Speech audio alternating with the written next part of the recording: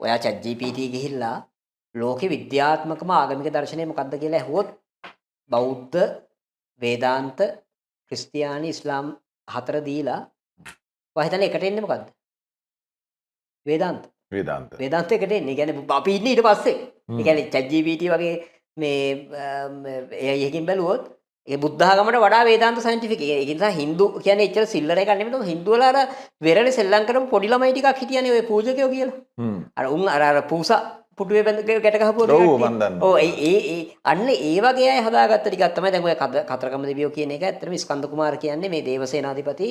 එයාගේ මේ ස්වභාවය ගොඩක් වෙලාවට අඟහරුගේ අර භෞතික අඟහරු ගැන ජ්‍යොතිෂ සාහිත්‍යය කියන කාරණාවලට සමාන වෙනවා. හැබැයි අපේ ජනප්‍රවාදකරුවා මේක ටිකක් මීට වඩා වෙන විදියකට දැක්කා. ඒ කියන්නේ ජනප්‍රවාදකාරයා දැන් අපි විෂ්ණුට බාර වෙන්න කියලා කිව්වට ජනප්‍රවාදකාරයා කතාවක් හැදුවේ විෂ්ණු දෙවියෝ සෙනසුරේ රාෂ්ට්‍රකින් අවුරුදු 7මාරක් බටකොළ කෑවා කියලා. ඔව්.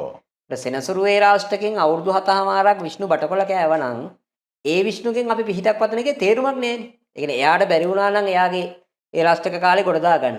ඒ මහ විෂ්ණුගේ දැන් ඒතකොට මේ අපි ඇත්තටම එයාගේ ඒ කියන්නේ සෙනසුරුගෙන් හැබැයි ඕනනම් කියන්න පුළුවන් විෂ්ණු පස්සේ ටෙක්නික් එක ඉගෙන ගත්තද නැහැ සෙනසුරුගෙන් බැට කාපු හින්දා එහෙම නොකා ඉන්නේ.